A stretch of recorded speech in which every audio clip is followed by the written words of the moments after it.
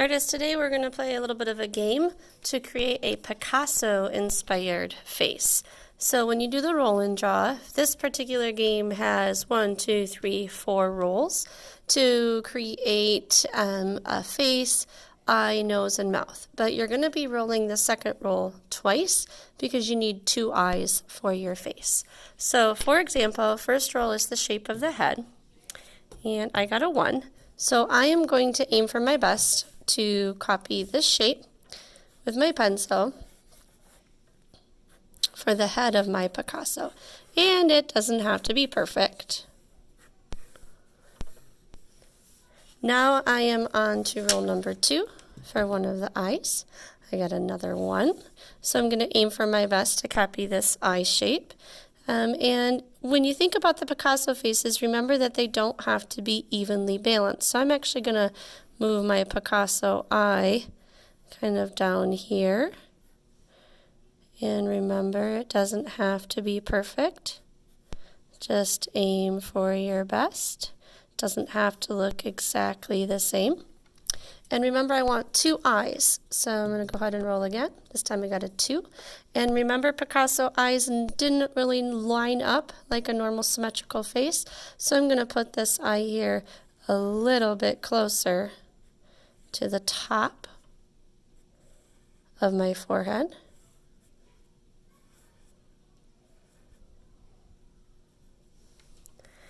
Now I'm on to the nose. Now this time we're going to do something a little bit different. After we draw the nose, we're going to extend some lines to divide our face in half. So I got a nose that looks like this.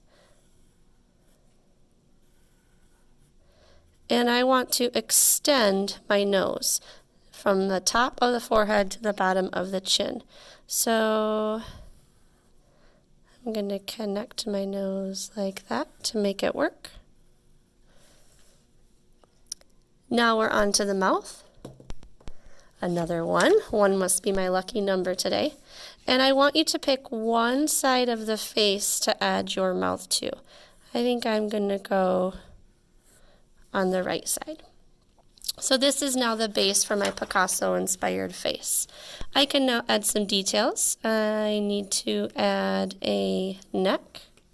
If I wanted to give my Picasso face a shirt, I could. So I'm going to give mine a collar. I think maybe mine's going to have the start of a tie. I could give my Picasso face some ears. And remember that the Picasso face is not symmetrical. When we did our portraits before, we were all about symmetry, but this particular face and portrait is not symmetrical. And then I can work on giving my Picasso face some more details. I think I want to give some eyelashes to this part of my eye. And I'm going to add some hair, I think, to mine. So I think I'm going to add some triangle shapes. And maybe over here, my triangle shapes can get a little bit smaller. So this is now my Picasso-inspired face. My next step is going to be to trace my pencil lines with Sharpie. If there is anything on your Picasso face that you want to be black in the final project, make sure you color it in with Sharpie. So that's where I added the pupils and the eye and the eyelashes. Now if there's any pencil lines still showing through, erase those pencil lines so that you have good craftsmanship on your painting. For this project, we are going to be using Tempera cakes to paint. They are very similar to watercolors. You need water to activate them. And I would suggest using small brushes for small areas and big brushes for big areas. Just like when we paint on a regular palette, we do not want to mix colors on our palette, but we may mix colors on our paper. And this is not a realistic portrait, so you are not going to need realistic colors. When you are painting, you're going to start by dipping your brush into the water, and you are going to activate the paint. When you activate the paint, if your paintbrush is scratchy, that means it needs more water. And when you begin painting, you will see that it is very similar to watercolor paint.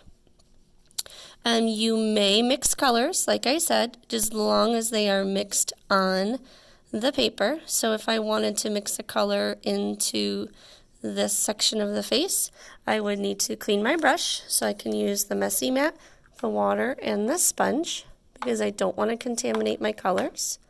Activate the paint with water, and I can mix colors on my paper.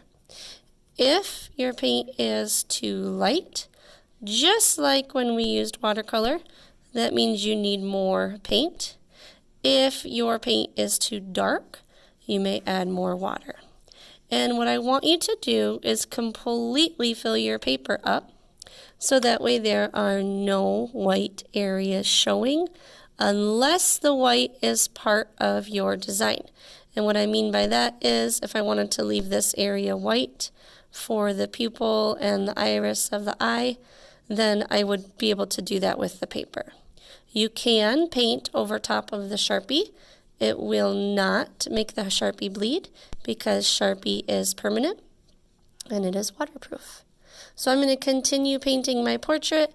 Remember, when you want to change colors, clean your brush out. If you have large areas, use a large brush. If you have small areas, use a small brush.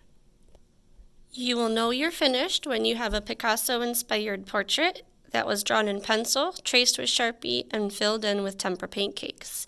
You want to try really hard not to have any white paper showing unless it's part of your design.